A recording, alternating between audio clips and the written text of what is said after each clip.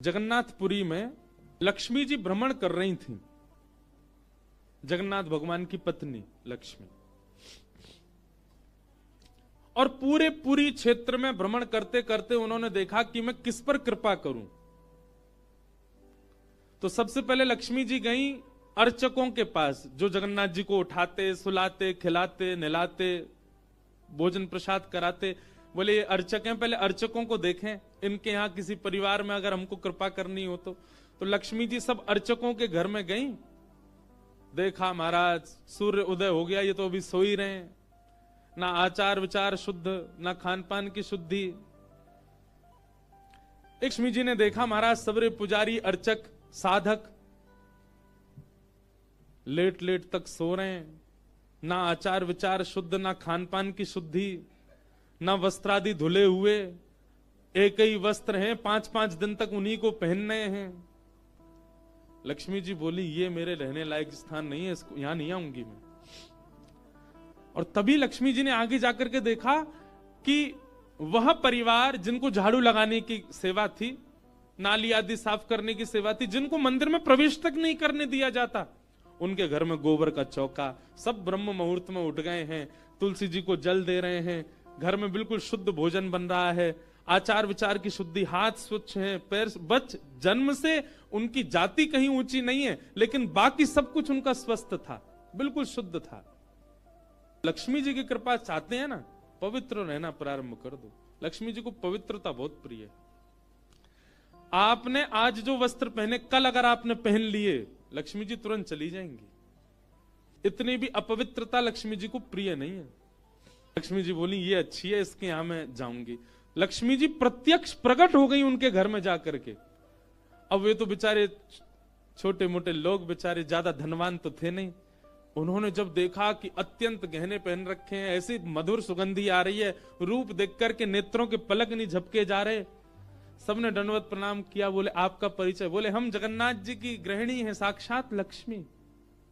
वे सब घर के लोग, अरे हमारे घर का तो जल भी आपके स्पर्श योग्य नहीं है, हम तो ऐसे लोग हैं, हम तो नीचे लोग हैं। ये लक्ष्मी जी बोली ये सब बात नहीं करो, हम लोग ठाकुर जी ये सब विचार नहीं करते। तुम्हारा आचरण देखो कितना शुद्ध, तुम्हारे व्यवहार कितना शुद्ध, तुम्हारी बुद्धि कितनी शुद्ध है। और सुनो, चौकी लगाओ, जो भी घर में बना है प्रत्यक्ष थाल में पधराओ, हम तुम्हारे यहां प्रसाद पा करके जाएंगे। पूरा घर भाव विवल हो गया, सबके नेत्रों में आंसू, साक्षात लक्ष्मी जी आई हैं। सबने पवाया। लक्ष्मी जी प्रेम से प्रसाद पा रही थी, तभी जगन्नाथ जी के बगल में ही विराजती हैं सुभद्रा जी, सुभद्रा जी के बगल में विराजते हैं श्री बलराम जी। बलराम जी भ्रमण कर रहे थे पुरी में। भ्रमण करते करते वो घर घरों में झांक के देख रहे थे क्या हो रहा है। जैसे ही उस घर में झांक के देखा तो श्री लक्ष्मी जी प्रसाद पा रहे हैं। बलराम जी बोले राम राम राम राम राम राम, ये झाड़ू पोंछा बर्तन करने वाले लोग, इनके यहां पर चले जाओ, इन पर कृपा करो, पर भैया इनके यहां तो भक्ष भक्ष भी बनता होगा, मांस भी बनता होगा, और ये लक्ष्मी जी यहां बैठ करके प्रसाद पा रही, हमारी घर की बेटी, हमारी घर की बहू, बिल्कुल आचार विचार की शुद्धि नहीं रखी। नाक फूल गई, बलराम जी की नाक फूल गई। महाराज आकर के कुछ बोले तो नहीं, मंदिर में आके बैठ गए। तो लक्ष्मी जी प्रसाद बनाती हैं। जैसे ही भोग रखा गया जगन्नाथ जी के आगे, बलभद्र सुभद्रा जी तुरंत हाथ पांव धो के बैठ गए। बलराम जी अपने सिंहासन से ही नहीं उठे, नाक फुला के बैठे। जगन्नाथ जी बोले भैया आ जाओ, भोग आएगा, हमें नहीं पाना, तुम लोग पाओ। क्यों, क्या हो गया? अब क्या बोले, अब तो सब आचार विचार सब खत्म हो चुका है। परमात्मा होते हुए भी हमारे यहां आचार विचार नहीं चल रहा है, तो फिर इंसान क्या आचार विचार का पालन करेगा? जगन्नाथ जी बोले भाई कोई बात पे बुरा मान गए जे, तो इनसे बात करें। जगन्नाथ जी गए, भैया कहा भयो, आप इतने उदास क्यों, इतने नाराज क्यों? सब बात बताई बलराम जी ने।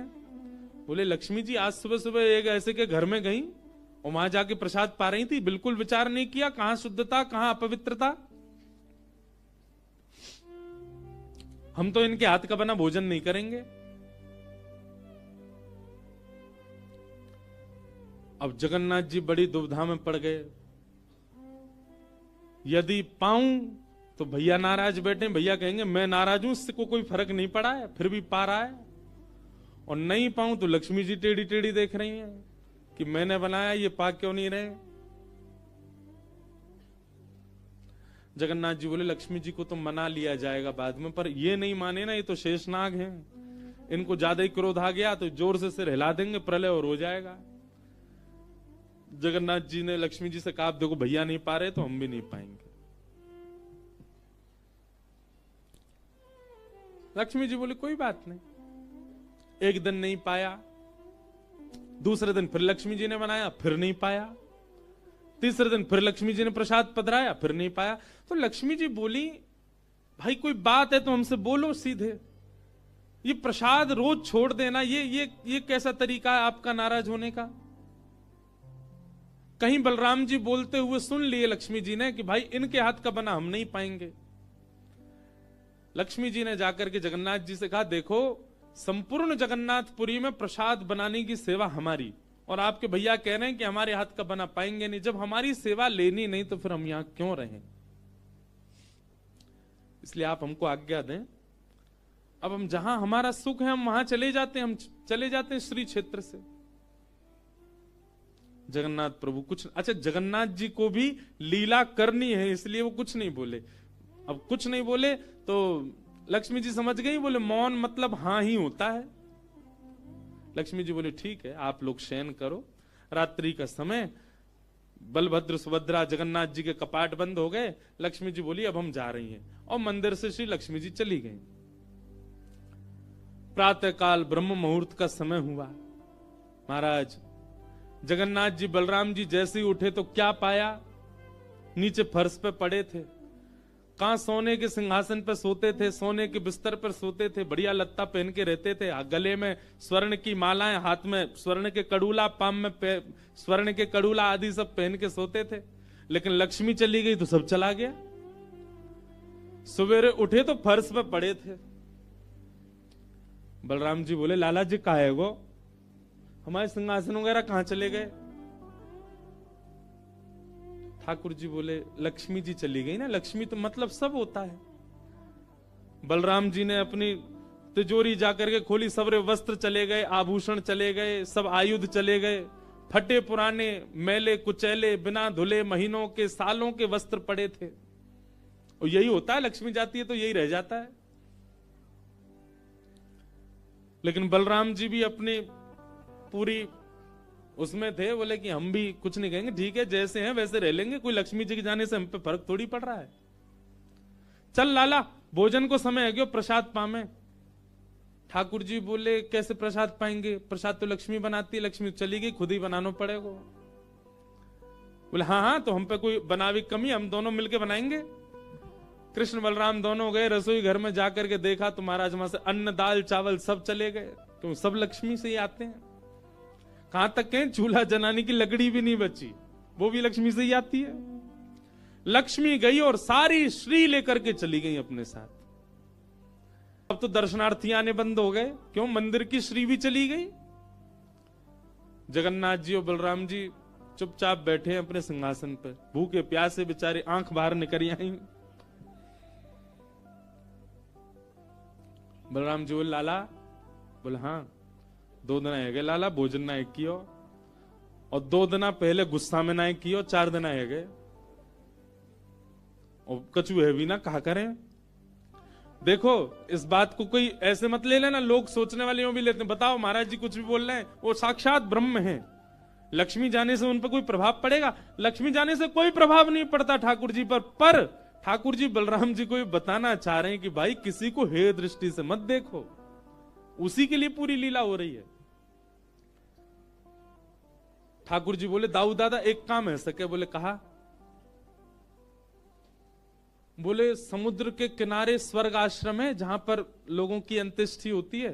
बोले हाँ, मैंने एक बार देखा था वहां पे लोग कटोरा लिए बैठे रहते हैं और उनको कुछ ना कुछ मिल ही जाता है, आपकी आज्ञा हो तो वहीं चलें, कछु तो मिल जाएगा। लाला पूरी दुनिया कहा कहेगी बताओ कृष्ण बलराम कहा कर रहे हैं ये। बोले ऐसे थोड़ी जाएंगे, रूप बदल के चलेंगे, कछु तो मिलेगा, पेट तो नहीं भरेगा हमारा। लक्ष्मी जी तो आएंगी नहीं, नाराज होके चली गई। बलराम जी बोले हाँ हाँ जान दे, ये बहू के बड़े नखरे हैं, चली गई तो कहा हम का भूखे रहेंगे, चल लाला मेहनत करके उद्यम करके भिक्षा मांग के पालेंगे।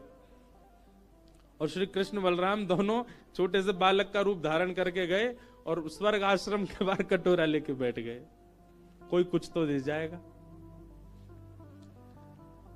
ठाकुर जी और बलराम जी अपनी झोली फैला के जय जगन्नाथ मैया तेरा भला हो, कुछ दो। और कोई कुछ नहीं थे।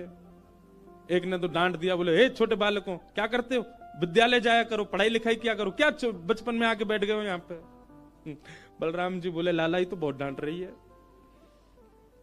ठाकुर जी मनी मन कहें और कर लो अपमान लक्ष्मी जी का। इतने में ही एक महात्मा आए, उन पर धन तो था नहीं, उनके पास में बस मूड़ी थी, महात्मा जी के पास भेल थी, भेल। ठाकुर जी ऐसे झोली फैला के बैठे, बलराम जी भी। तो महात्मा जी ने क्या किया, ऐसे करके लो बच्चों, लो पालो, पेट भर लो। बलराम जी बोले लाला एक समय को भोजन तो मिल ही गए। ठाकुर जी बलराम जी दोनों खुश हुए। लक्ष्मी जी ने दूर से देखा, ए पवन देव जोर से बहना प्रारंभ करो। ऐसी जोर की हवा चली महाराज, सबरी मूड़ी उड़ गई। बलराम जी और ठाकुर जी पीछे पीछे भागे, मूड़ी सबरी उड़ गई।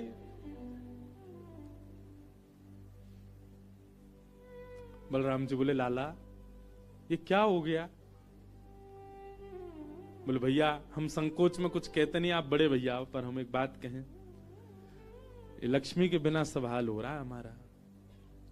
ठीक है बहू है, आपने समझा देते, आप भी बिल्कुल नाक फुला के बैठ गए, गुस्सा है के बैठ गए, चली गई बेचारी। यदि वे प्रसन्न हो जाए तो फिर सब ठीक है जाएगा। अरे ना बेटा कोई बात नहीं, हम तो क्षमा मांग लेंगे, तेने पहले क्यों ना कही मोते। ठाकुर जी बोले अब कोई बात नहीं, अब चलते हैं, ढूंढे उनको कहां है। पूरे पुरी में ढूंढा, कहां है लक्ष्मी जी। लक्ष्मी जी उसी कन्या के घर में थी, उसी घर में थी जहां देख करके बलराम जी को हीन भावना आ गई थी। बलराम जी लेके गए, लाला यही घर में बैठी जब मैंने देखी काई। वहां जाकर के देखा तो महाराज उस घर में बिल्कुल जैसे मंदिर की रौनक होती है, ऐसी रौनक उस घर की हो रही थी। फर्श लगे हुए हैं, बढ़िया सोने चांदी के बर्तन रखे हैं, एक जगमगा रहा है मणियों से पूरा घर भवन। और बाहर बैठ करके उस महिला के जिसके ऊपर कृपा की थी लक्ष्मी, उसके बालक भर भर के सामग्री दे रहे हैं लोगों को, भोजन की सामग्री, वस्त्र ले जाओ, ये ले जाओ, कोई गरीब कन्या के लिए धन ले जाओ, राशि ले जाओ, सोने की मोहर ले जाओ। लक्ष्मी जी बैठी है घर में। ठाकुर जी बोले अब लक्ष्मी जी तो नाराज हैं, भैया एक काम करें, हम भी लाइन में लग जाएं, कछु मांग लें, लेके चल दें।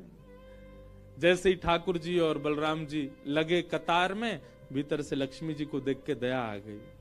मेरे प्राणनाथ ये चाहे तो सर्वसमर्थ हैं, परंतु बलराम जी को बताने के लिए पूरी लीला कर रहे हैं। लक्ष्मी जी तुरंत बाहर आई और दोनों को इशारा किया, आप लोग इधर आओ। बलराम जी बोले देख बहू तू नाराज मत हो, हम ते गलती है गई, और वैसे गलती तेरी भी कम नहीं, तो को नहीं जानो चाहिए ऐसी जगह। लक्ष्मी जी बोली दाऊ दादा ठाकुर जी के लिए सब अलाव है, हमारे लिए इतने बंधन। वे किसी भी भक्त पर कृपा करने जा सकते हैं, वहां पर जात पात नहीं देखी जाती, वहां पर यह नहीं देखा जाता कि भजने वाला कौन है, ब्राह्मण है, क्षत्रिय, वैश्य कौन है, सब पर वो अनुग्रह कर सकते हैं। तो फिर हमारे ऊपर इतनी रोक टोक क्यों। और किसी के जन्मगत व्यवहार से उसका पूरा जीवन नहीं आंकना चाहिए, उसके स्वभाव व्यवहार से देखना चाहिए कि वो है कैसा। कहां आप कहते हैं कि ब्राह्मण सर्वश्रेष्ठ, और वो देर देर तक सो के उठ रहे हैं, उनके यहां शुद्धि नहीं, वस्त्र 4-4 दिन तक पहन रहे हैं, एक महीना एक ही धोती में निकाल रहे हैं। आप कह रहे हैं कि वो श्रेष्ठ, और ये लोग जो इतनी पवित्रता का ध्यान रखते हैं, इन पर कृपा ना हो। हमारे अनुसार तो जो अपने कर्म से शुद्ध है वो शुद्ध है। बलराम जी और ठाकुर जी दोनों मान गए, जैसी आपकी इच्छा। बोले नहीं, आज के बाद हम आपसे एक नियम चाहते हैं। क्या? बोले श्री जगन्नाथपुरी में नियम कर दीजिए। बोले क्या? जिस महाप्रसाद को ब्राह्मण पाएगा उसी महाप्रसाद को शूद्र भी पाएगा, दोनों को समान फल मिलेगा। और यहां महाप्रसाद का ऐसा नियम रखा जाए कि अगर एक ही पत्तल में दोनों बैठ करके पालें तो दोनों को समान पुण्य प्राप्त होगा। महाप्रसाद पाते ही, अन्य तीर्थों में तो बहुत साधन करने पड़ेंगे, पर पुरी में आकर के कोई एक तिनका भी यदि महाप्रसाद का पाले तो उसको सर्व साधनों का फल प्राप्त हो जाए। और किसी भी प्रकार से यह ना देखा जाए कि कौन किस वर्ण का है, वो स्वभाव से शुद्ध होना चाहिए। हम सबको हृदय लगावे। अगर ये सब आपको मंजूर हो तो मैं राजी हूं। राजी हुए और तब से श्री जगन्नाथपुरी में ये सब नियम नष्ट कर दिए गए। महाप्रभु जी सबके लिए सुलभ हो गए। एक ही गुरु के दो शिष्य हैं, सुदामा और कृष्ण, संदीपनी उपाध्याय इनके गुरु जी। लेकिन एक शिष्य सोने की नगरी का राजा है, पूरे विश्व का अधिपति भगवान है, और एक शिष्य एक फूटी सी झोपड़ी में रहता है। एक बार संदीपनी विद्यालय में जब कृष्ण सुदामा पढ़ते थे तब भृगु ऋषि पधारे, सबसे क्रोधी ऋषि, और आकर के गुरु मां से भिक्षा मांगी। माते भिक्षाम देही, माता भिक्षा प्रदान करो। मां ने मन में विचार किया कि अभी सामग्रियां तो इतनी नहीं कि मैं भिक्षा दे सकूं। मना कर दिया, बोले भगवान आप कल आ जाना, आज तो भिक्षा के लिए सामग्री नहीं है, शाम को जब आ जाएगी तो कल आपको प्रदान कर दूंगा। अब भृगु ऋषि तो क्रोधी, उनको तो जब मांगे तब चाहिए। नेत्र बंद करके उन्होंने ध्यान लगा करके देखा, क्या इतनी बड़े गुरुकुल की रसोई में कुछ भी नहीं है। तभी उन्होंने पाया कि वन जाने वाले बालकों के लिए पोटली में मैया ने चने रख रखे हैं कि जो बालक वन में जाएंगे, पुष्प तोड़ के लाएंगे, लकड़ी तोड़ के लाएंगे, वो चने खा लेंगे वन में जाएंगे तो। उनके लिए चने रखे थे। भृगु ऋषि बोले बालकों की ज्यादा चिंता है, एक ऋषि द्वार पर आया उसकी चिंता नहीं है। थोड़ी दूर जाकर के अपने कमंडल के जल से श्रापित कर दिया, जो भी उन चनों को खाएगा वो लक्ष्मीहीन हो जाएगा, उसके जीवन से लक्ष्मी चली जाएगी, वो निर्धन हो जाएगा। जिस समय भृगु ऋषि श्राप दे रहे थे, सुदामा जी वहीं एक वृक्ष के पीछे बैठ करके कुछ पुष्प तोड़ रहे थे। जैसे ही श्राप दिया, सुदामा जी पहले तो चाहते थे कि मैं जाकर के ये संकेत कर दूं कि भाई उन चनों को मत खाना, उनको शाप लगा है। लेकिन तभी गुरुकुल जाते समय देखा कि सामने से अपने दोनों कमर पर पोटलियां बांध करके कृष्ण चले आ रहे हैं। सुदामा जी बोले लाला कहां जा रहे हो? बोले आज तोकू और मोकू वन में जावे की सेवा मिली है, मोए और तोए वन से पुष्प और तुलसी तोड़ के लानी है, लकड़ी तोड़ के लानी है। चल देख, गुरु मैया ने वन में खावे के काजे चना भी दिए, दोनों प्रेम से पाएंगे और प्रेम से वहां से बढ़िया सब कछु लेके आएंगे। आज बालकन में हमारो नंबर आया हो वन में जावे को। सुदामा जी की नजर पोटलियों पर पड़ी, बोले कन्हैया कहीं खा नहीं ले, फेंक देंगे तो कहीं अंकुरित होके वृक्ष बन गए, कोई भी खाएगा तो लक्ष्मीहीन हो जाएगा, मेरो कन्हैया खा लेगो तो लक्ष्मीहीन है जाएगो।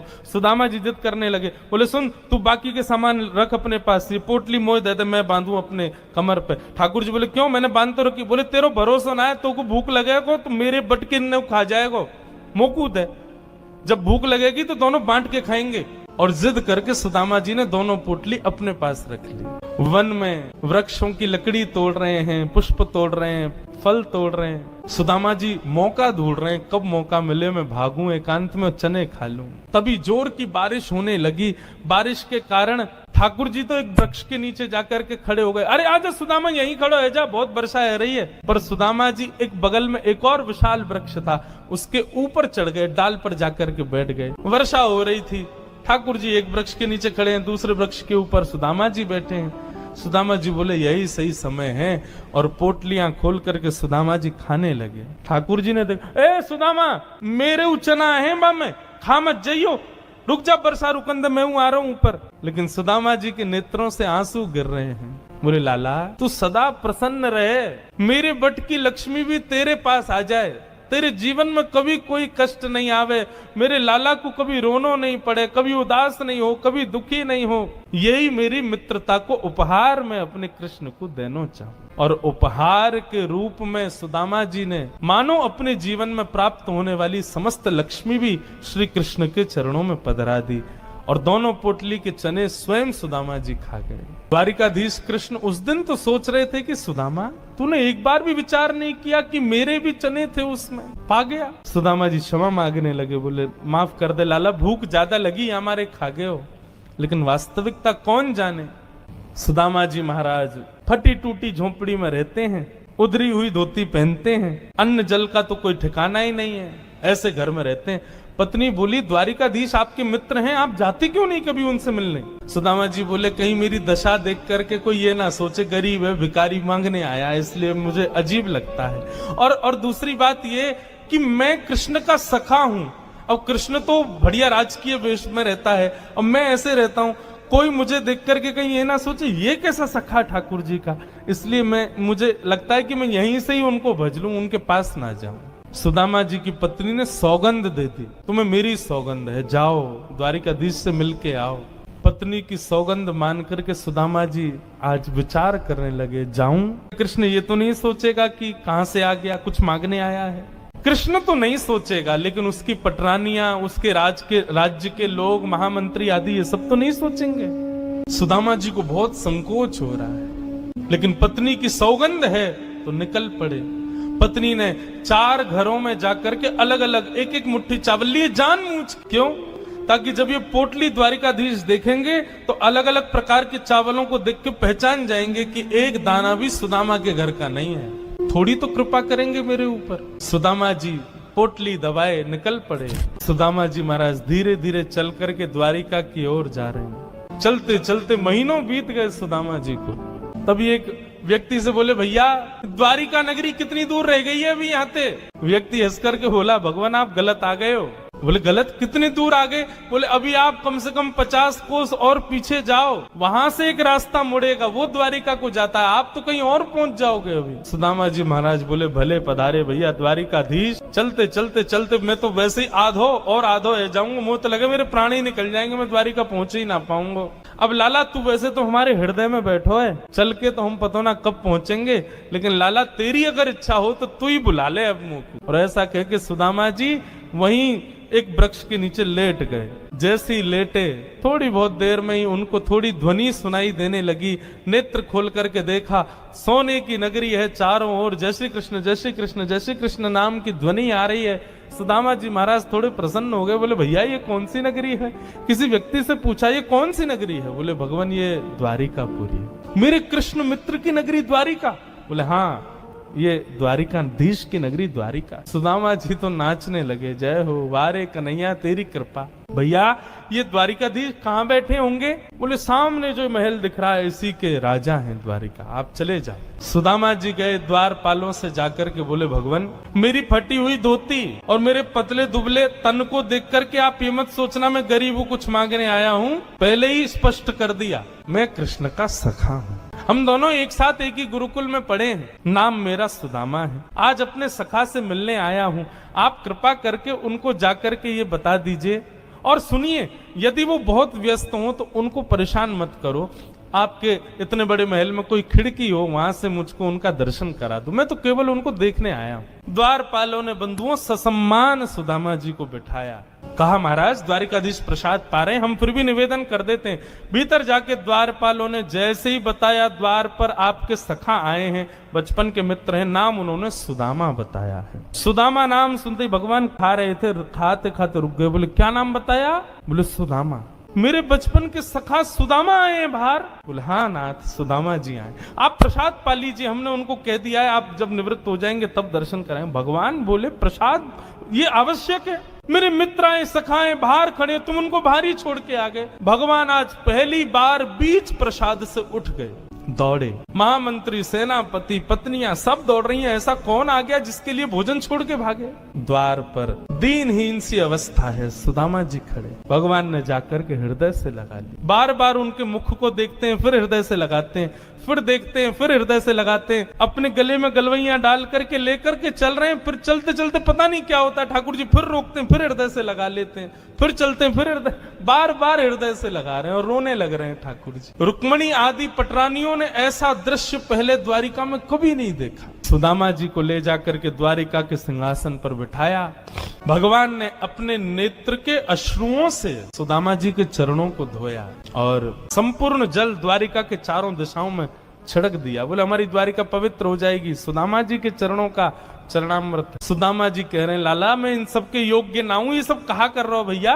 ठाकुर जी बोले आप किसके योग्य हो और कौन किसके योग्य, मुझसे बढ़िया कोई नहीं जानता, चुपचाप बैठे रहो, जो कर रहे हैं करने दो। जो लक्ष्मी सदा के लिए विहीन हो गई थी उसे वही लक्ष्मी आज सुदामा जी के चरण पहुंच रही है। भगवान की सुदामा जी की थोड़ी मैत्री चर्चा हुई। सुदामा जी से भगवान ने पूछा सुदामा जी ब्याह हो गया आपके? बोले हाँ लाला है क्यों ब्याह? बोले ब्याह कर लिया, हमको नहीं बुलाया? बोले लाला कर्जा लेके ब्याह कियो और वह ब्याह में भी सबन को भोजन करावे के चक्कर में मैं और तेरी भाभी तो भूखे ही रहे। 4 दिन बाद पड़ोसी ने आके भोजन दियो तब जाके तो पेट भरो। अब वहां में तो को बुलाते तो लाला तो पवानो तो बहुत दूर की बात, अब तू आतो तो तेरे संग घोड़ा आते, सैनिक आते, इनको ही नहीं पवा पाते। ऐसे ब्याह में फिर हम कैसे बुलाते लाला, हमारे निमंत्रण ना दियो। मेरी छोड़ लाला, तू बता तेने ब्याह कर लियो? भगवान बोले हमारे ब्याह की मत पूछो, जैसे आपका ब्याह बताने लायक नहीं ऐसे हमारे ब्याह भी बताने लायक नहीं। बोले नहीं नहीं लाला बता ब्याह। ठाकुर जी सब ग्वालन से पूछ रहे भैया जाऊं कि नहीं जाऊं होरी खेलवे? सब ग्वाला बोले लाला जानो तो चाहिए। ठाकुर जी बोले मुंह को बुला के कौन गयो? तो कोई बोलो कि विशाखा बुला के गई। बोले अरे वाह गोबर चोटी के बुलावे पे नहीं जाऊंगा मैं। मधुमंगल बोलो बोले विशाखा बुला के गई है। ठाकुर जी बोले वाह गोबर चोटी के बुलावे पे नहीं जाऊंगा। ललता बुलाई के गई है। बोले बहू ऐसी है, बहू के बुलावे पे ना जाऊंगा। सबरी गोपीन के नाम बोल दिए, इतने में श्री रामा आयो। बोले मैं बताऊं कौन बुलाए के गया है? बोले कौन? करके इशारों बुलाए गई रे, करके इशारों बुलाए गई रे, करके इशारों बुलाए गई रे, करके इशारों बुलाए गई रे। बरसाने की छोरी राधा गोरी तो, बरसाने की छोरी राधा गोरी। भैया अभी हमारे लाला के हम सब ग्वाला हैं, क्या लाला को बताओ कि किशोरी जी इशारों करके गई, हमको लेके चले बरसाने?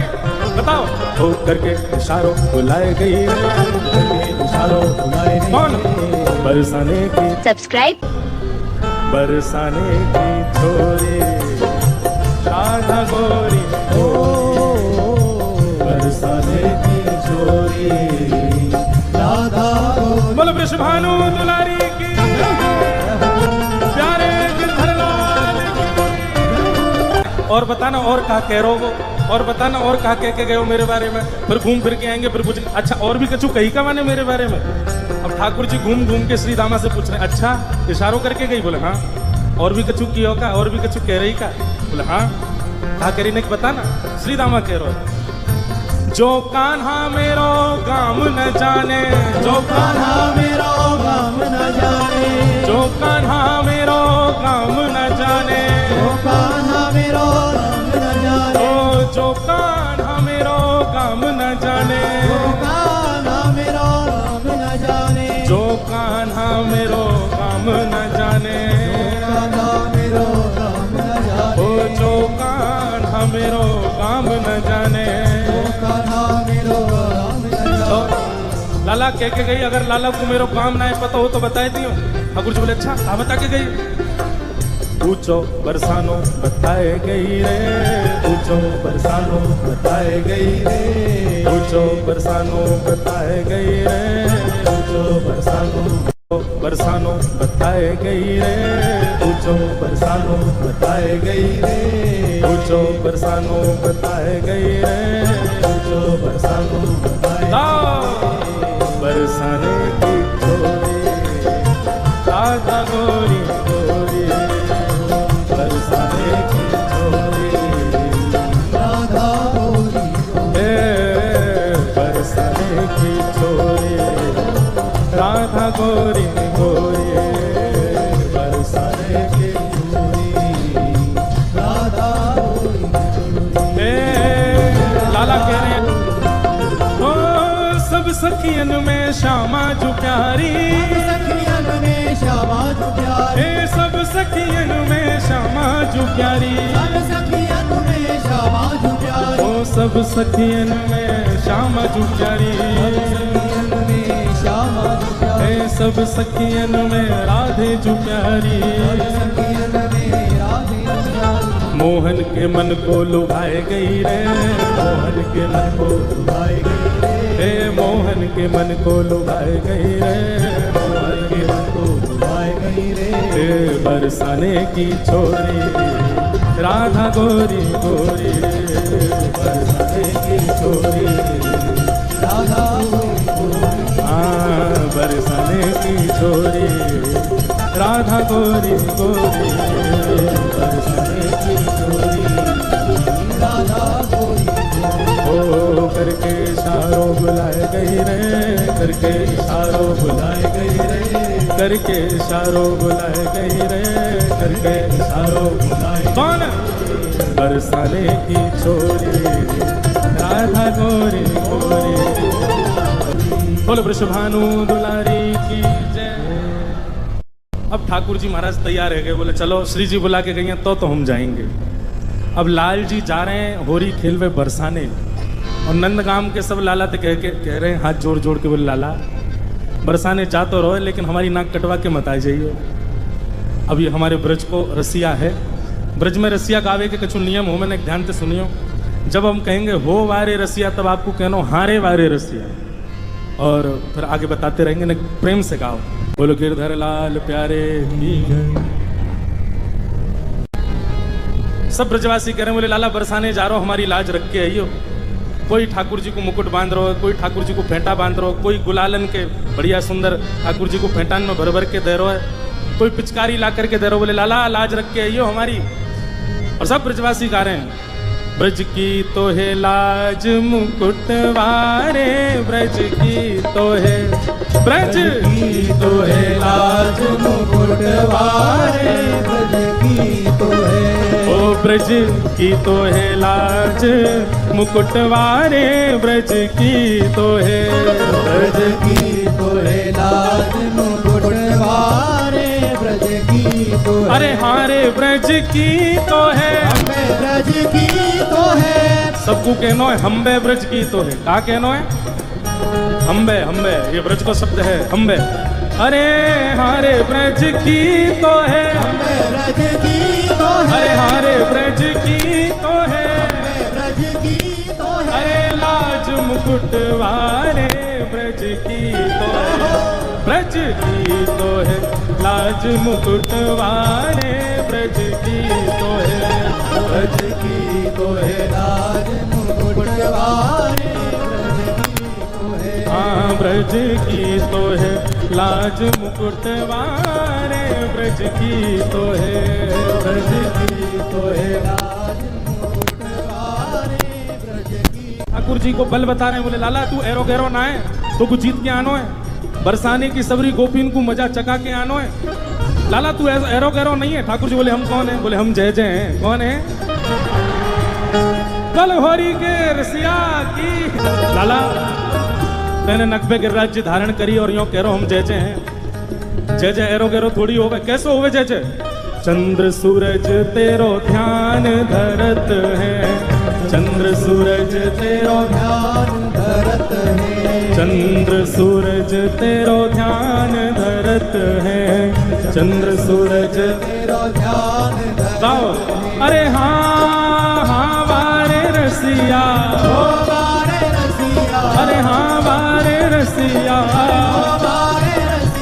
ओ चंद्र सूरज तेरो ध्यान धरत है, चंद्र सूरज तेरो ध्यान, और लाला चंदा सूरज तेरो ध्यान धरे, और कौन ध्यान धरे, ध्यान धरे नव लख तारे, हाँ ध्यान धरे नव लख तारे, ध्यान धरे नव लख तारे, हो ध्यान धरे नव लख तारे, ओ ब्रज की तो है, ब्रज की तो है लाज मुकुट वारे, ब्रज की तो है, ब्रज की तो है लाज मुकुट वारे, ब्रज की तो है, हाँ ब्रज की तो है लाज मुकुट वारे, ब्रज की तो है, ब्रज की तो है लाज मुकुट वारे, ब्रज की तो है, अरे हारे ब्रज की तो है, अरे ब्रज की तो है, अरे हारे ब्रज की तो है, लाज मुकुट वारे ब्रज की तो है, ब्रज की तो है लाज मुकुट वारे ब्रज की तो है,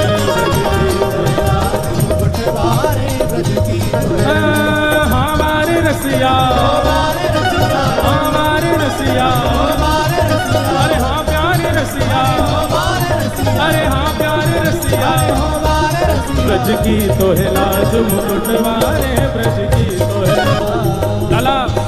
इंद्र ने कोप कियो ब्रज ऊपर, इंद्र ने कोप कियो ब्रज ऊपर, हाँ इंद्र ने कोप कियो ब्रज ऊपर, इंद्र ने कोप कियो ब्रज ऊपर। अरे हाँ वारे रसिया, वारे रसिया, अरे हाँ प्यारे रसिया, वारे रसिया।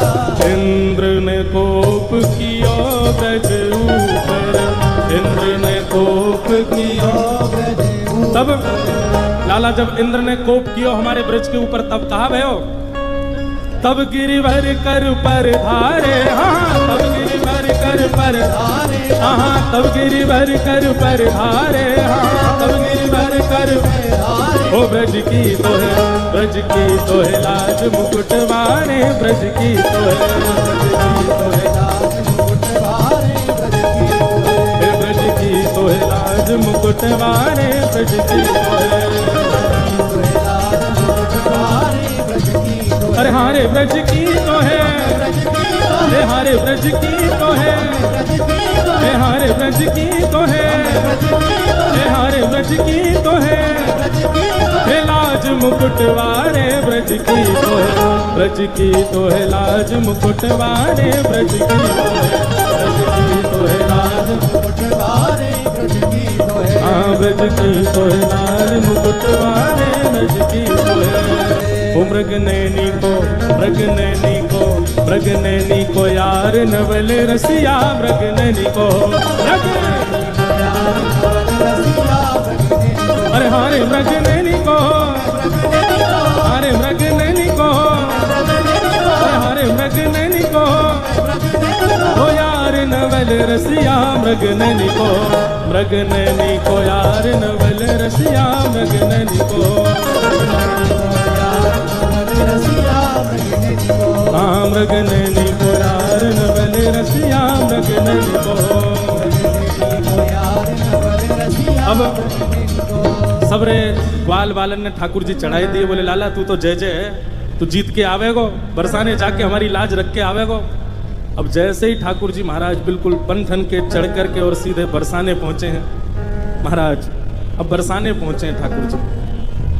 भाग खेलन बरसाने आए हैं, भाग खेलन बरसाने, भाग खेलन बरसाने आए हैं, नटवर नंद किशोर, भाग खेलन बरसाने आए हैं, नटवर नंद किशोर। अरे हाँ नटवर नंद किशोर आयो छलिया माखन चोर, हाँ नटवर नंद किशोर आयो छलिया माखन चोर। अरे हाँ नटवर नंद किशोर आयो छलिया माखन चोर, हाँ नटवर नंद किशोर आयो छलिया माखन चोर। भाग खेलन बरसाने आए हैं, नटवर नंद किशोर, भाग खेलन बरसाने आए हैं, नटवर नंद। बनहोरी के रसिया की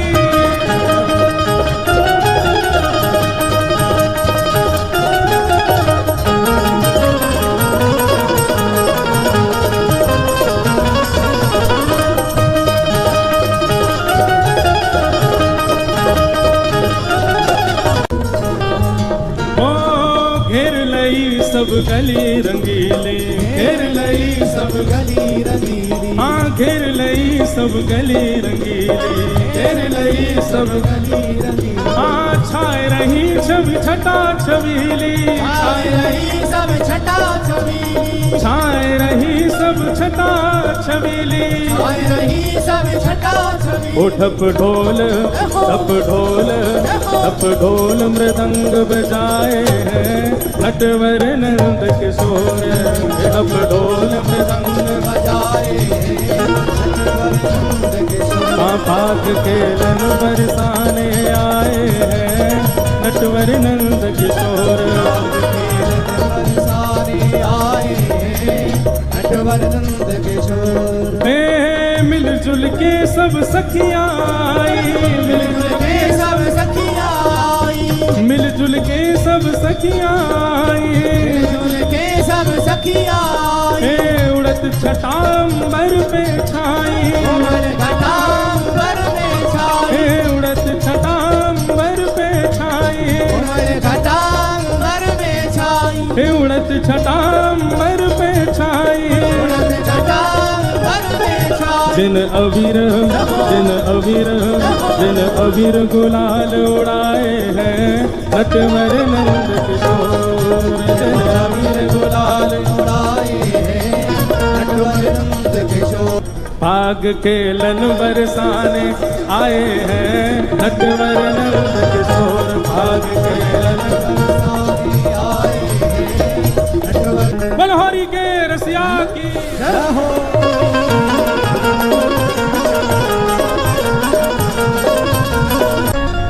एक गोपी वो ठाकुर जी से बड़ी बच रही कि भैया मुंह पे कहीं रंग नहीं डाल रहे ठाकुर। सबसे पूछे कि कहीं श्याम सुंदर तो नहीं आ रहे हैं सामने से।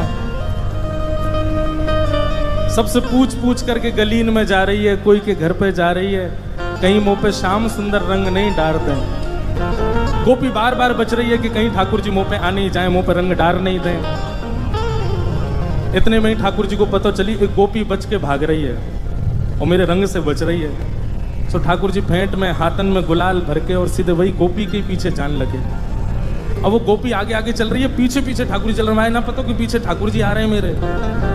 तो सबन से कह रही है श्याम सुंदर तो नहीं आगे करी। मैं बोला नहीं, सामने नहीं है। लेकिन जैसे ही वाने पीछे मुड़ करके देखो महाराज, ठाकुर जी ने ऐसी मुट्ठी में भर के रंग वाके मुंह पे डारो, वाके नेत्रन में रंग चलोगे। दौड़ करके यमुना जी के जल में गई और जाकर के खूब मुख को धोवे, खूब जल से अपनी आंखन को पोंछे। पहुंचते पहुंचते 1-1.5 घंटा है कि कोई गोपी आके बोली अरे इतनी देर से धो रही है, अब तो तेरा मुंह साफ है कि काई को धो रही है। तो वो गोपी कह रही है, बोले अरे सखी एरी मेरी वीर जैसे तैसे इन अखियन सो, अबीर तो निकर गयो पर अहीर निकरो नहीं। अबीर तो निकर गयो, गुलाल तो निकर गयो, लेकिन ये अहीर को छोरा बैठ गयो नेत्रन में। याकू कैसे निकारूं मैं। वो काली कमली ने, काली कमली ने, वो काली कमली ने ऐसा रंग डाला कि रंग कोई चढ़ता नहीं। काली कमली ने ऐसा रंग डाला कि रंग कोई चढ़ता नहीं। वो काली कमली ने, वो बांके बिहारी ने, वो राधा वल्लभ ने ऐसा रंग डाला कि रंग कोई चढ़ता नहीं। एक दिन लाला जिद करने लगे। रात में सोते नहीं है हमारे लाल जी। मैया सुलाती है, खूब लोरी सुनाती है। ठाकुर जी बार बार उठ करके कभी कुछ मांगते, कभी कुछ मांगते, कभी कुछ मांगते हैं।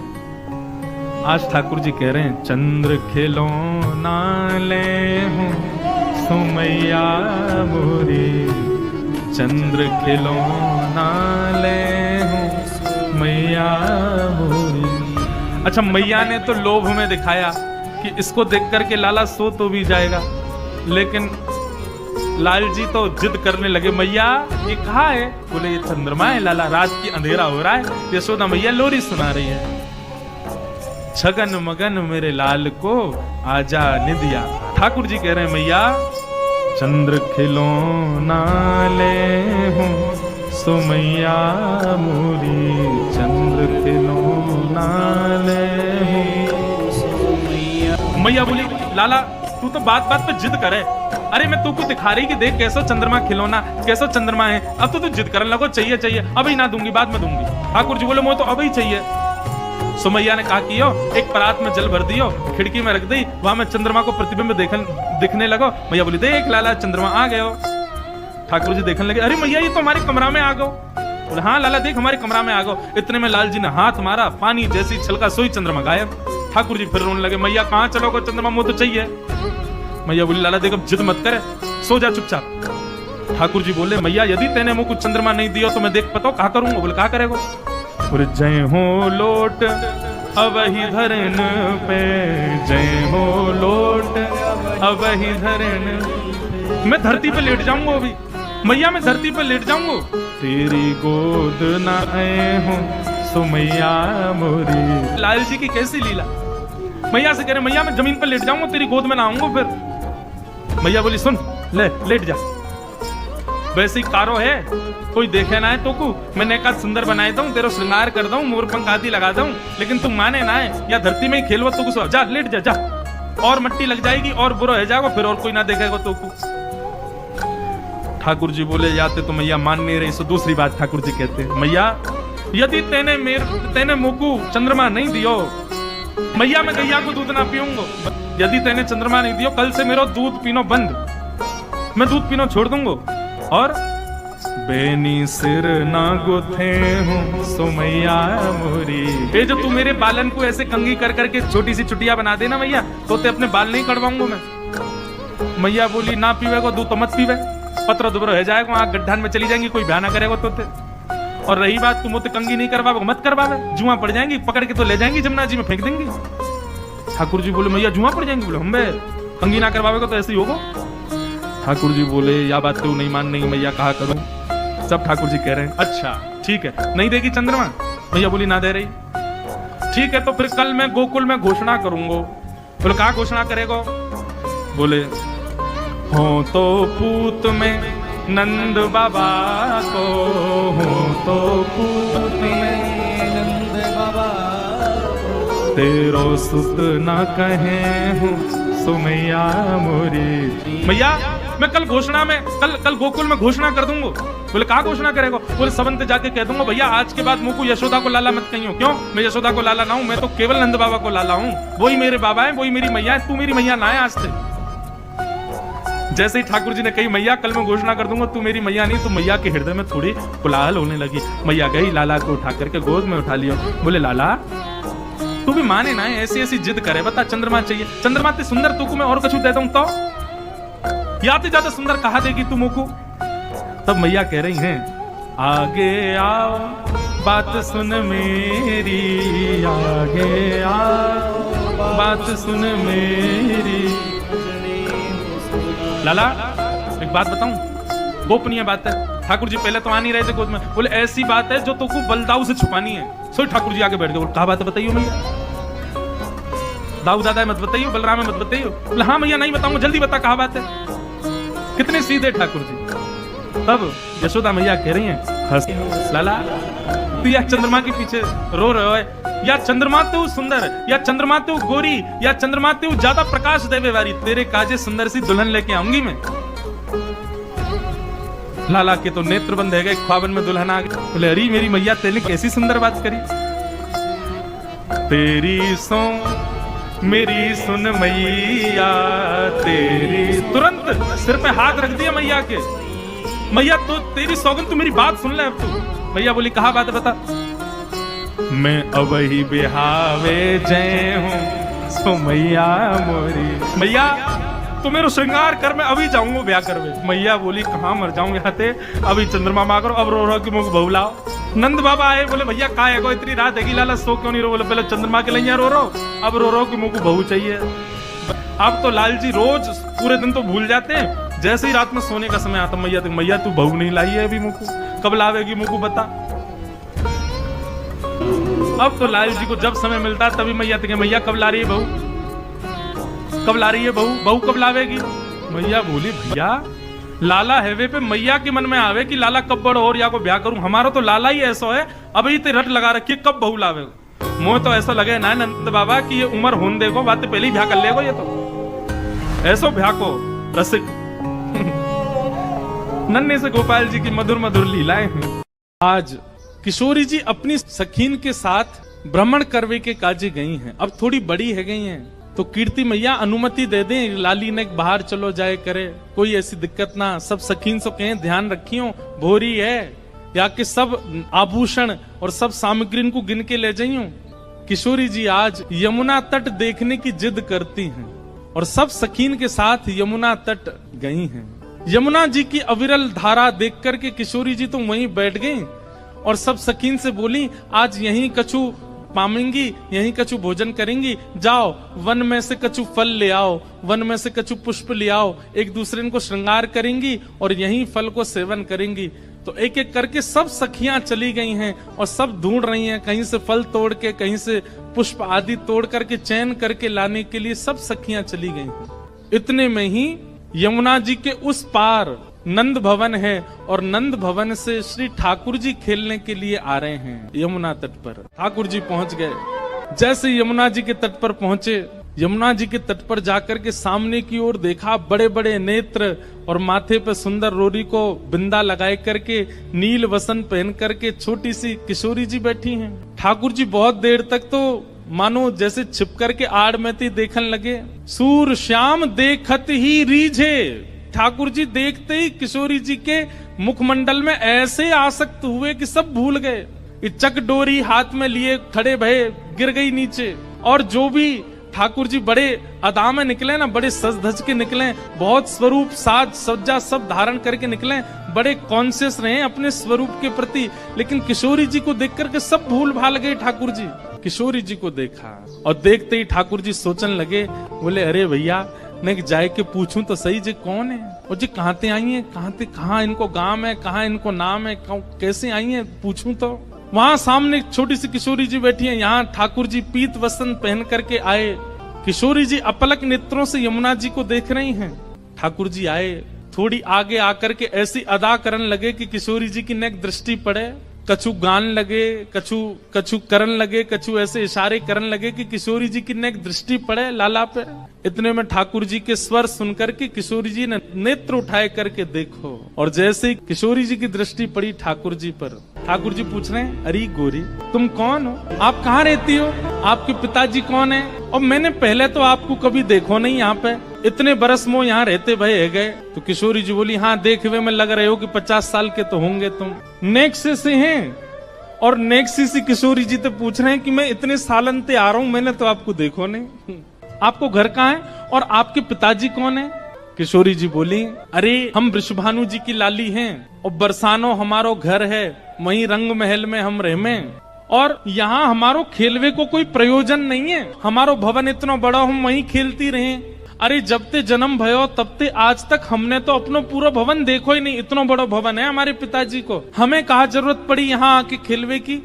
ठाकुर जी बोले, तो फिर अपने भवन में ही खेल लो, काय को आई हो यहाँ पे, यहाँ काय को डोल रही हो, ऐसी छोटी सी हो, कोई हरण करके ले जाएगा तुम्हारो। किशोरी जी बोली, वो तो आज सखीन को मन हो कि यमुना तट पे चलें, या हमारे हम उनके संग आए गई हैं, बाकी तो या स्थान में हमारे बरसाने में मना करी गई है कि जमुना तट और जमुना के पल्ली पार जानो ही नहीं है। ठाकुर जी बोले, वो काय को, बोले हमारे बरसाने में ऐसो कहवे कहा कि जमुना के तट पे और जमुना के पल्ली पार एक छोरा डोले, और वह छोरा को नाम तो मैं ना लूंगी, ऐसो सुनो वह को नाम गावे तू प्रकट है जाए। ठाकुर जी बोले, अच्छा कोई और पता, हाँ नंद जी को लाला है, वो नंद जी को छोरा, बा के पिताजी को नाम नंद है, वाके काजे हमारे पूरे बरसाने में ऐसो हल्ला है कि वो चोरी करे, माखन की दही की चोरी करे। अब भैया पहले तो चोरी छोटी छोटी वस्तुन की होवे, धीरे धीरे फिर चोर निपुण है जाए तो बड़ी बड़ी वस्तुन ने चोरी करे। अब हमें तो ऐसा लगे नंद जी को छोरा दही और माखन की चोरी करे, कहीं हम यहाँ आ गए, हम तो बड़े घर की बेटी हैं, हमारे गले में ऐसे सुंदर सुंदर नवलखा के हार हैं, हमारे कानन में ऐसे महंगे महंगे कुंडल हैं, हमारे ऐसे ऐसे कड़ूला हैं, कहीं वाह को मन आ गया और सब हरण करके ले गए तो या हमारे, हम तो यहाँ आमे ही ना है वाह के डर के मारे। इतने में ही ठाकुर जी नीची नजर करके सुनने बोले, अच्छा किशोरी जी बोली, अच्छा तुमने देखो वो नंद जी को छोरा, तुम जानो भाई। ठाकुर जी बोले, वैसे बहुत बदनाम है बेचारो, ऐसो है ना है वो, मैं तो भाई बहुत अच्छे से जानू, वो ऐसो है ना है, बहुत सीध हो भोर हो बेचारो, भाई यूं लगे कि घर में दही खाऊंगो, घर में मक्खन खाऊंगो, मेरी मैया बूढ़ी है गई है, वाकू दही बिलोनो पड़ेगो, बूढ़ी बाड़ी मैया की सेवा करनी चाहिए, वासो काम नहीं करानो चाहिए, या हमारे दूसरे के घर जाके दही खायावे। और इन गोपीन ने वहां पे झूठ और चोरी को आरोप लगाई दियो, मैं तुम्हें सांची बता रहा हूं। किशोरी जी बोली, जा तरीका से आप पक्ष ले रहे हो और जा तरीका से तुम्हारे नैन मटक रहे हैं, बातें तो यूं लग रही है कहीं तुम ही तो नहीं हो नंद के लाला। ठाकुर जी की मुस्कान देख करके किशोरी जी उठ के खड़ी हो गई। अरे तुम ही हो नंद के लाला, मैं अभी भाग रही हूँ, रुको। अरे अरे ललिता, अरे विशाखा, कहाँ को चली गई? अरे देख वही चोर आए गए, और जाके हम सब चर्चा कर रहे। ठाकुर जी दौड़ करके गए, सामने जाके बैठ गए हाथ जोड़ करके, और कहा कह रहे हैं तुम्हारो कछु चुरायो हमने? किशोरी जी बोली अभी तक तो नहीं चुरायो, आगे की पता नहीं है। ठाकुर जी बोले ये सब बात बना में, और तुमको देखो बातन में आए के विश्वास नहीं करना चाहिए। नेक मुझे समय दो, और समय कैसे दो? नेक देर मेरे संग खेलवे चलो, मैं तुम्हें खिला के लाऊंगा, और तुम मेरे संग खेल के आई हो, और शाम तक देखियो अगर तुम्हारो कछु चोरी है जाए तो भैया तुम बड़े बाप की छोरी हो, तुम्हारे घर में कोई कमी तो होएगी ना। अगर मैं एक आध नग चुरा भी लूंगा तो तुम्हारे यहाँ तो बहुत सारो है, और यदि चोरी नहीं करूं तो फिर मुंह को अपनो सखा बनाए लियो, फिर हम दोनों रोज खेला करेंगे। अपनी चिकनी चुपड़ी बातों से किशोरी जी को अपनी ओर खींच लिया ठाकुर जी ने, और फिर इमोशनल ब्लैकमेल कर रहे हैं। कहा अब ठीक है कोई बात ना है, आपके मन में पहले से ही मेरे प्रति चोर भावना है, अब वाकु तो मैं दूर ना कर सकूं। ठीक है आप तो जाओ, आपकी तो बहुत सारी सखी हैं, ललिता विशाखा सबन को नाम आप ले रही हैं, उनके पास आप चली जाओ, मैं तो अकेला हूं, देखो मेरे तो कोई ग्वाल बाल भी नहीं है। और भाई बात ऐसी है कि ग्वाल बाल सबरे आए हैं, पर ठाकुर जी सबन को सौगंध दे दे कि उनकी मैयान की बोले पीछे खड़े रही हो, मिलवे जा रहा हूं मैं, आई हूं मत वहां पे। सबरे ग्वाला खड़े छुप के, वो लाला को काम बन जाए बस, मैं तो अकेला हूं, और मेरी तो चकडोरी भी गिर गई है जमुना जी में, अकेलो ही बैठ के चलो जाऊंगा अपनी मैया के पास। किशोरी जी इतनी भोली बेचारी, ठाकुर जी पर दया आ गई उनको। अरे ना तुम अकेले ना हो, तुम अकेले बताओ कहाँ चलें खेलवे? ठाकुर जी बोले पास में एक आम को बगीचा है, और वह बगीचा में बड़े सुंदर सुंदर आम लगे। ठाकुर जी ने मन में विचार करी अब किशोरी जी मिली हैं तो ने अपने जैसो गुण तो दे दूं इनको। वहां में बड़े सुंदर सुंदर आम लगे, और वो आम को बगीचा हमारे नंद राय बाबा को ही है, आप वहां चलो, बढ़िया पके पके आम तोड़ तोड़ के प्रेम से पामेंगे। हाँ किशोरी जी बोली हाँ चलो आम पावे चलेंगे। अच्छा इस बीच खूब बात भई है ठाकुर जी और किशोरी जी की, हाथ पकड़ के दोनों जा रहे हैं। किशोरी जी बोली अच्छा अपनो नाम तो बताए दो। ठाकुर जी बोले मेरो नाम है कान कुंवर। किशोरी जी बोली नाम तो बड़ो अच्छो है, लेकिन इतनो बड़ो है मुझे याद ना है रो। किशोरी जी भी कितनी बोली है, बोले मुझे याद ना है रो। ठाकुर जी बोले अरे या में कौन सी बड़ी बात, देखो या को स्पर्श करो, जे कहा है, बोले कान, बोले बस या कान को स्पर्श कर दी तो मैं कान याद आ जाएगा, फिर कुंवर, कान कुंवर, कान ते ही मेरो नाम याद आ जाएगा। किशोरी जी बोली हाँ तुम्हारो नाम याद आ गयो। अच्छा तुम रहो कहाँ को? ठाकुर जी ने अपना पूरा पता बता दियो, जमुना जी पार करोगे सीधे जाओगे वहां पे गोकुल आ जाएगा, वहां सबसे बड़ी हवेली जो है वो हमारी है, हम बड़े बाप के लाला हैं। तुम बहुत देर से बता रही बड़े तुम्हारो महल है, ऐसो आंगन है, ऐसो सब है, सब बात है रही है। और किशोरी जी को हाथ पकड़ करके ले गए बगीचा में, एक आम को वृक्ष। ठाकुर जी ऊपर चढ़वे में निपुण कम है, और होंगे भी तो किशोरी जी के सामने आज दिखा रहे हैं मुंह पे चढ़वो ना आवे। ऊपर 2-3 बार चढ़े फिर फिसल गए। किशोरी जी बोली अरे तुम पे तो चढ़वो ना आवे, देखो मैं चढ़ के बताऊं। किशोरी जी बोले हाँ आप चढ़ जाओ। किशोरी जी ऊपर चढ़ गई।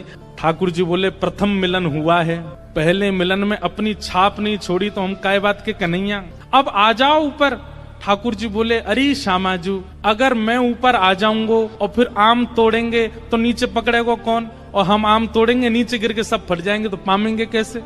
किशोरी जी बोली हाँ बात तो सही है, तो कहा करें? ठाकुर जी बोले मैंने अपनी पीताम्बरी खोल ली, आप ऊपर ते आम घेरो। किशोरी जी बोली हाँ ये अच्छा। नीचे ठाकुर जी खड़े हैं, किशोरी जी आम तोड़ रही हैं, खूब सारे आम तोड़ लिए, ये बारो निकारो वो बारो निकारो। ठाकुर जी नीचे तो ही बता रहे हैं, किशोरी जी ढूंढ ढूंढ के आम दे रही है नीचे। इतने में ललिता विशाखा ढूंढ रही हैं हमारी किशोरी जी कहाँ चली गई, और ढूंढते ढूंढते ढूंढते उनको दूर वृक्ष पर नील पोशाक धारण करी भाई किशोरी जी दिख गई कि ऊपर चढ़ी हुई है वहां पे। यहाँ ते ललिता विशाखा दौड़ी, ठाकुर जी को पता चल गई कि ललिता विशाखा आ रही ऊपर ते। किशोरी जी बोली ये सब मेरी सखियां सबरी आ रही हैं, अभी इनको भी आम खमामेंगे। ठाकुर जी बोले ये 8 और ये 9 और मैं 10वां, और आम उतर के आए 5। या को मतलब पहले तो यही पामेंगी और बाकी इनकी सबरी चतुर सखी ये सबरी पा जाएंगी, मुंह को कहा मिलेगो। सो ठाकुर जी ने कहा कियो हे श्यामाजू जे आम ने गंदे से है गए, मैं इनको जमुना जी में धोके ला रहा हूँ अभी।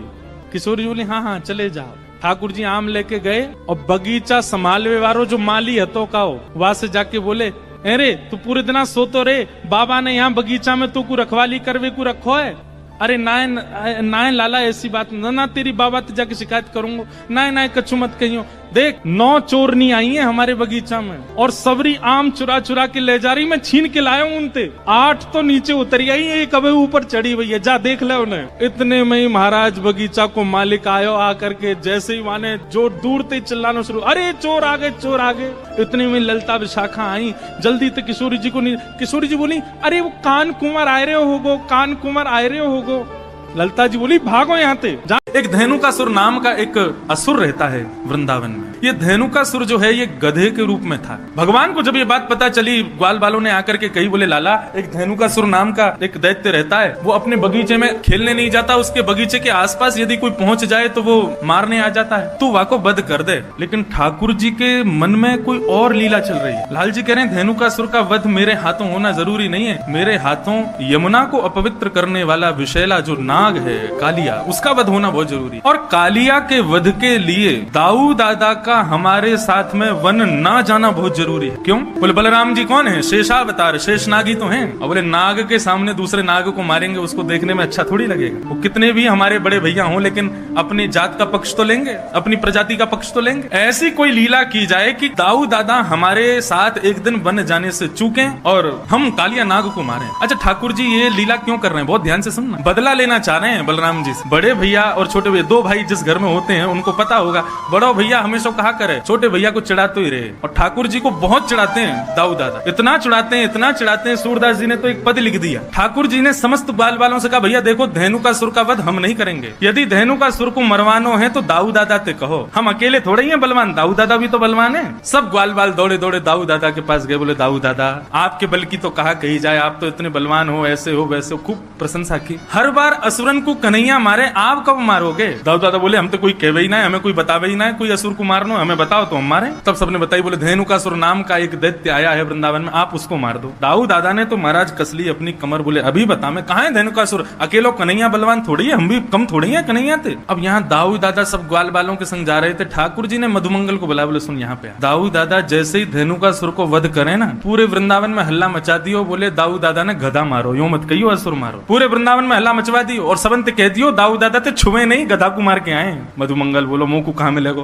बोले बढ़िया दूध पिवाऊंगा तो और तू कहेगा छाछ पिवाऊंगा, दही दे दूंगा, मक्खन खवाऊंगा अपने हाथ से, तू मेरे बस इतना काम कर दे। मधुमंगल बोलो ठीक है कर दूंगा। अब महाराज दाऊ दादा धेनुकासुर को मारने के लिए गए। साधारण गधा नहीं था, विशाल विकराल गधा, एक पूरा वन उसके वश में था, आज भी वो वन है। जैसे ही दाऊ दादा को धेनुकासुर ने देखा, दूर से ही महाराज दुलत्ती उठाता हुआ धेनुकासुर आया। दाऊ दादा ने दांव पेच खेला, उसके भीतर नीचे से जाकर के उसके 2 टांगों को पकड़ के आसमान में 4-5 बार घुमा घुमा के एक वृक्ष के पास जाकर के फेंक दिया। वृक्ष से टकरा करके धेनुकासुर का वध हो गया। अब दाऊ दादा सोच रहे हैं लाला हमारो इतने सारे राक्षसन को मारे, सब लोग या को कंधा पे उठा करके सब नाचे, गाँव में धूम मचावे, पूरे ब्रजमंडल में पुष्प वर्षण होवे, गोपी अटारीन ते फूल बरसा में सब स्वागत करें लाला को, आज वैसे ही स्वागत मेरो होवेगो। श्रीदामा आदि सब सखाओं से ठाकुर जी ने कही तुम लोग खूब जय जयकार करते हैं इनकी, और मधुमंगल से कही तू पहले भाज के सबन को बता दियो गधा कुमार के आ रहे हैं। अब तो श्रीदामा तन सुखा मन सुखा धन सुखा सबरे ठाकुर जी के सखा दाऊ दादा की खूब प्रशंसा कर रहे हैं। जय हो दाऊ दादा की जय हो, बलभद्र भैया की जय हो, शंकरषण भैया की जय हो, खूब प्रशंसा कर रहे हैं। दाऊ दादा कह रहे हैं अब वृंदावन आवे वारो है, समस्त गोपियां छत पे खड़े है के पुष्प बरसाएंगी, यशोदा मैया मेरी आरती उतारेगी, रोहिणी मुंह को हृदय से लगावेगी,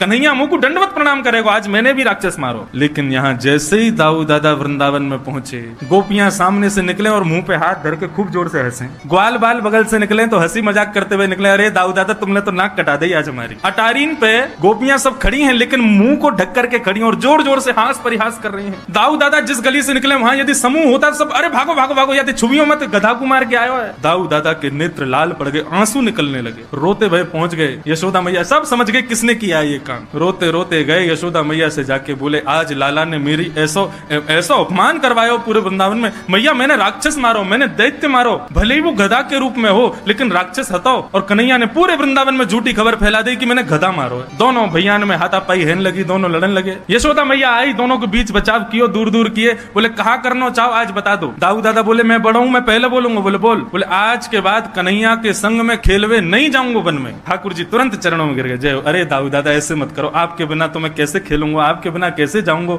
आपके बिना मेरा मन कैसे लगेगा, मेरा ख्याल कौन रखेगा, मुकु मां वन में भोजन कौन करावेगा। दाऊ दादा बोले अब तो को पता चलेगी, अब अकेलो जा, मैं ना जाऊंगा तेरे संग, मैं अपनी दूसरी मित्र मंडली बनाऊंगा, बा के संग रहूंगा, तू अपनी मित्र मंडली के संग जा। ठाकुर जी झूठे आंसू बहाने लगे। दाऊ दादा कह रहे हैं 2-4 दिन थोड़ा सा रूठेगा फिर मना लूंगा। ठाकुर जी लेकिन अंदर ही अंदर प्रसन्न हो रहे हैं, वाह भाई बहुत बढ़िया, अब कम से कम ये दूर तो रहेंगे, 1 आध दिन में ही हम काम कर देंगे, कालिया नाग का वध करना है इनके बिना कर। ठाकुर जी बहुत चिंतित हैं कालिया नाग को लेकर। भगवान को 2-4 बार खबर मिली कि कुछ गाय यमुना का जल पीने के लिए जाती हैं और वहां यमुना जल पीते ही मूर्छित हो जाती हैं। आज प्रातः काल का सूर्य उदय हुआ, अपनी समस्त ग्रहचर्याओं को निवृत्त होकर के ठाकुर जी अपने समस्त ग्वाल मंडली के साथ में कंडुक क्रीड़ा करने के लिए यमुना पुलिन पर जाने लगे। आज ठाकुर जी उस दिशा में जा रहे हैं जहां आज तक कभी नहीं गए। मधुमंगल, श्रीदामा आदि सब ठाकुर जी को रोक रहे हैं। बलराम जी होते हैं तो बलराम जी जो कहते हैं ठाकुर जी को करना पड़ता है, लेकिन आज रोकने वाला कोई नहीं। श्रीदामा कहते हैं लाला आज हम दूसरी तरफ क्यों जा रहे हैं। बोले आज हम यहीं खेलेंगे, मां खेलते खेलते हार गए। सब ग्वाल बाल कहते हुए जा रहे हैं लाला यहाँ मत जा, हमने सुनी है यहाँ पे कोई कालिया नाग रहे और वाक्य कारण गैया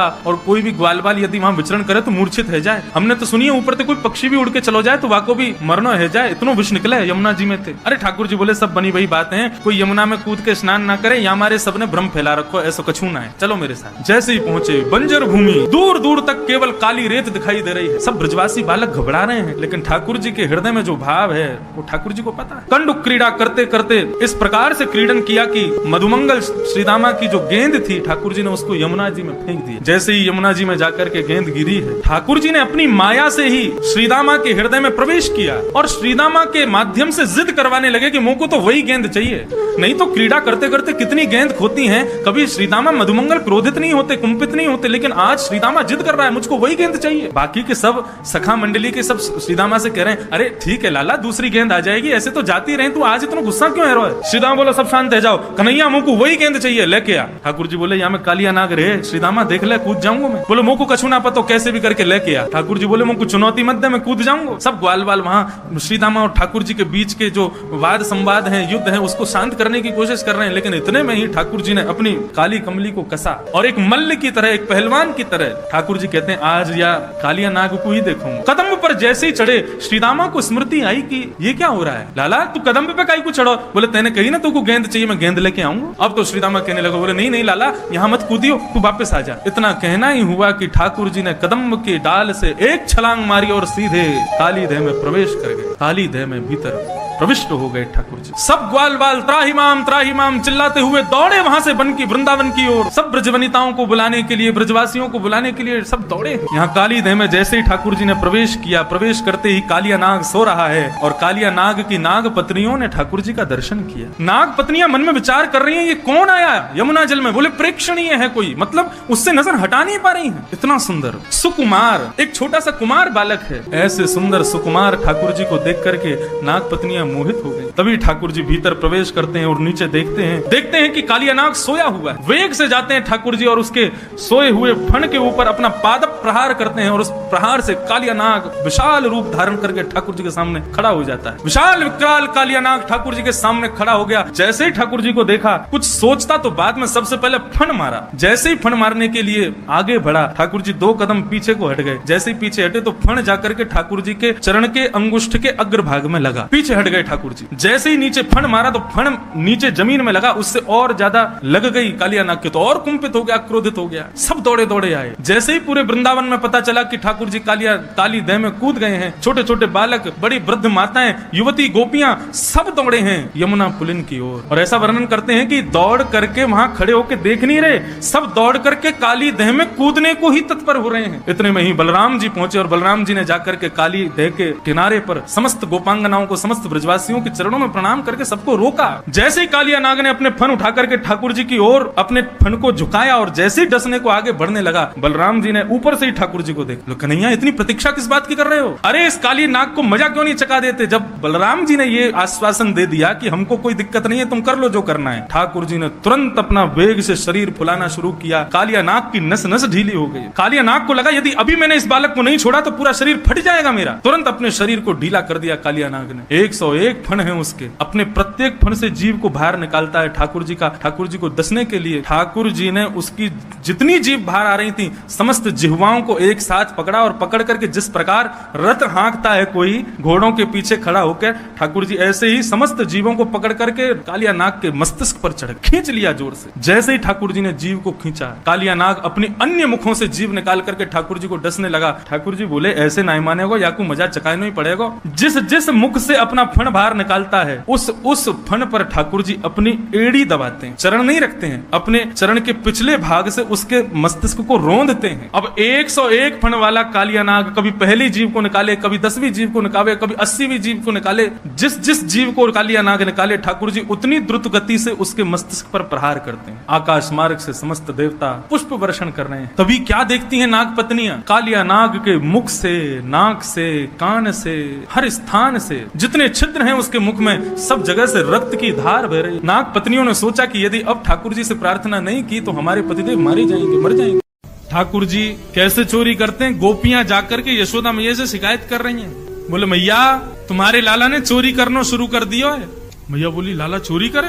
काहे की चोरी करे भैया? कौन के गहना चुरा लिए, कौन के रतन चुरा लिए? नहीं नहीं नहीं नहीं मैया, गहने रत्नों की चोरी नहीं करता, तो मक्खन की चोरी। मैया पहले तो हंसी, बोले तुम लोगन पे कोई और काम ना है? नेक मेरे नंद भवन के पीछे जाके देख लो, 9 लाख गायें हैं मेरे यहाँ। यशोदा मैया बोली चोरी वो करे जो अभाव में रहवे। हमारे लाला के काजे मक्खन की कमी नहीं, घी की कमी नहीं, दूध की कमी नहीं, छाछ की कमी नहीं, वो तुम्हारे यहाँ जाके चोरी क्यों करेगा? सब गोपियां बोली मैया हम यही बात से तो आश्चर्यचकित हैं कि लाला चोरी क्यों करे। मैया बोली देखो तुम लोग ना बहकावे में आकर के मुझसे कह रही हो, अब लाला को कोई कमी तो है ना, एक काम करेगा तुम्हारे घर आ जावे, अपनी गोद में बैठा ले करो, अपने हाथ से माखन खिला दे करो, नहीं करोगे चोरी। छोटो बालक के चंचल स्वभाव है वाको। गोपी बोली मैया आपको क्या लगता हमने ये किया नहीं होगा? हमने एक बार आपके लाला को गोदी में बिठाया और हाथ पांव जोड़ के गई लाला चोरी मत करे कर, ले देखिए बढ़िया धोरी गाय को मक्खन लाई हूँ, ले मेरे हाथ से खा ले। तो मुंह खोल के खायो और मक्खन खा करके बोले भाभी सांची पूछे तो चोरी वारे में ही स्वाद आवे, ये प्रेम ते खवा रही है या हमको स्वाद ना आ रहा है? टेढ़ों से मुंह करके ऐसे बोल जाए, अब बताओ कहा करें हम? वाकई स्वभाव में चोरी आ गई मैया, तुम मानो मत मानो। यशोदा मैया बोली तुम लोग एक काम करे करो, मटकान को अंधेरे में रख दे करो, लाला अंधेरे ते डरे, मैंने डरा रखो कि हवा रे अंधेरे में जावे ना है। एक गोपी बोली मैया आपने अपने लाला को पद्मराग के कंगन पहना रखे हैं, सूर्य के प्रकाश पड़ते ही वो चमकन लगे और उनकी चमक बहुत देर तक रहे, तो आपको लाला सूर्य में ऐसे अपने कंगन उनको चमका के फिर अंधेरे में जावे, सब दिखेगा। मैया बोली ऊंचे छींके पे टांग दे करो, छोटो से लाला कैसे चढ़ेगा? एक गोपी बोली आपसे लाला, आपको लाला बहुत बढ़िया नशे नहीं बनानो जाने, 5 ग्वाला नीचे, 4 ग्वाला उनके ऊपर, 3 ग्वाला उनके ऊपर, सबके ऊपर तुम्हारो लाला। और मैया सर्व भी इतने बढ़िया ते करे, मक्खन निकाल के पहले नीचे वारे इनको देवे, और जब नीचे वारे इनको पेट भरतो भयो ऊपर आ जाए तब स्वयं पावे। और एक गोपी बोली मैया न्यो ना आए कि लाला मक्खन खत्म कर दे, छोटे छोटे ग्वाल बाल नेक नेक से इनके पेट एक 2 हाथ में इनके पेट भर जाएं, तो ऐसी दया ना करें कि बच्चे भाई मक्खन को छोड़ जाएं, तो माँ मटका को फेंक और जाए नीचे। और एक तो बड़ो चतुर है वो मधुमंगल, बोले वो क्या करे? बोले वो जैसे हम गोबर को चौका लगावे ना, ऐसे मक्खन को चौका लगा जाए कोने कोने में, ताकि घर वाले आमेंगे सोई पैर रखते ही रिपट जामे, सबन के सिर टूटे, हाथ पांव टूट जाए। भैया तुम्हारे लाला को आशे चोरी करनो भी है और सब गोकुल वासी को लंगड़ो करनो भी है, हाथ पांव तोड़ रखे हमारी सास ससुरन के आने, सब अपने अपने घर की बात आके सुना रही है। और यशोदा मैया आश्चर्य में सुन रही है, मेरे पास आवे तब तो ऐसा सीधो बन के रहे, ये लीला करे बाहर जाके। मैया सोच रही थी, तभी एक गोपी बोली मैया एक बात और कहें। बोले कहा? चोरी ना करने दें तो भी आफत, चोरी करन दें तो आफत है ही है, चोरी अगर नहीं करने दें, बहुत बहुत बहुत प्रावधान कर दें कि भैया लाला भीतर नहीं आ सके तो भी दिक्कत है। मैया बोली क्यों, तो क्या दिक्कत है? बोले यदि कोई गोपी ने ऐसो कछु व्यवस्था कर दी कि लाला चोरी नहीं कर पायो तो वह घर में फिर कोई चैनते रह ना सके। बोले क्यों? बोले आपको लाला हृदय पे ले जाए बात है, और सब सखंत के आज या घर में चोरी नहीं कर पाए, हम कितने भी प्रयास कर लिए लेकिन सब में विफल है गए। ये घर के लोगन ने हमारो आज को भोजन मारो है, कल इनको भोजन हम मारेंगे, तो दूसरे दिन हम लोगन के उठवे तो पहले ही आ जाए घर में। और का करके जामे? बोले छोटे छोटे बालकन को नोच के भाग जाएं, हमारी बछड़ान ने खोल के भाग जाएं, गैयान ने यमुना जी के किनारे छोड़िया में। एक गोपी बोली मैंने ऐसा प्रावधान किया कि लाला चोरी नहीं कर पायो। तो जरूरी नहीं है क्रोध में ही सबकी यहाँ ऐसी व्यवस्था, किसी किसी के हंसते भय जामे। दूसरे दिन मेरे यहाँ आए, मैंने कह दी लाला कल चोरी नहीं कर पायो, चाहे कितनों चतुर हो मेरे यहाँ तो एक मक्खन नहीं ले पायो तू। बोले भाभी जी कल वास्तव में हमारो मन ही ना हो चोरी करवे को, आप तो कहा आप तो कछु कर लो, हम तो फिर कर जाएंगे, आपके आंखन के नीचे से चोरी करके जाएंगे। मैंने की लाला चल अब बात मत बनावे, जल्दी नहा धो के आजा। तो मोते बोले काई को नहा धो के क्यों आऊं? बोले आज तेरे भैया को जन्मदिन है, सत्यनारायण भगवान की मैंने कथा रखी है, पंजीरी बूझ रही हूँ, कथा होएगी फिर पंजीरी बांटूंगी। तो मेरे सामने ऐसे खड़ो है क्यों? बोलो वैसे सही पूछे भाभी तो तू मेरी पूजा कर ले, सांचो सत्यनारायण तो मैं ही हूँ, ये झूठे मूठे सत्यनारायण की पूजा काय को करे मेरी कर ले। सो मैंने मजाक में यूं धर दियो, मैंने कहा अरे चल बनो सत्यनारायण, नहावे है ना, मुंह धोवे है ना, 4-4 दिन तक नहावे ना, और हमारे का सत्यनारायण बने, चल नहा धो के आ।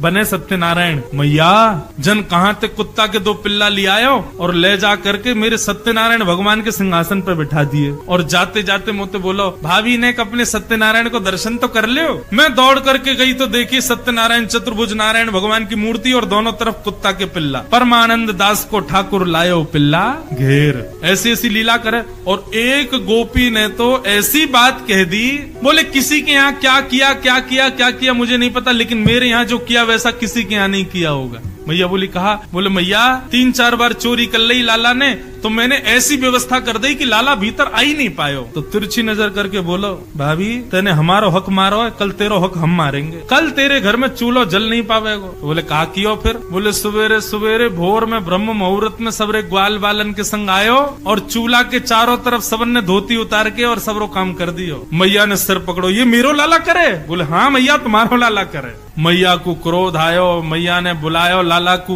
लाला निकर करके आए, पलना में सो रहे ठाकुर जी। जैसे मैया की आवाज सुनी अपनी आंख मीड़ करके ठाकुर जी छम छम छम चलते भय आए। इतनी सारी गोपीन को देख के डर गए, मैया के पीछे छुप गए। मैया बोली अरे लाला ये सब गोपी तेरी ऐसी ऐसी शिकायत करनी, सब बताया मैया ने। ठाकुर जी के मुखमंडल पर रोने जैसी आकृति बन गई, आंखों से आंसू गिरने लगे। मैया से बोले मैया तेरी सौगंध खा के कह रहा हूँ, मुझको ये ना पता इन गोपीन के घर कौन सी गली में, सब झूठ बोल रही है, ये मुंह पे चोरी को इल्जाम लगा रही है, सबरी गोबर चोटती हैं, एक दूसरे के गोबरन को चुरा ले और मुंह पे इल्जाम लगा रही हैं। यशोदा मैया लाला को लेके भीतर आई और भीतर आकर के मैया ने लाला को हाथ अपने सिर पर रखो, बोले लाला सौगंध खा, तू आज के बाद चोरी नहीं करेगा। ठाकुर जी मुस्कुराने लगे, बदले में हमको क्या मिलेगा? बोले कहा चाहिए तो को? बोले ना मैया ऐसे तो नहीं, कछु तो देना पड़ेगा। मैया बोली पूल तो कहा चाहिए? मैया तू मेरो ब्याह करा दे, मैं चोरी नहीं करूंगा। गोरी सी दुल्हन लिया।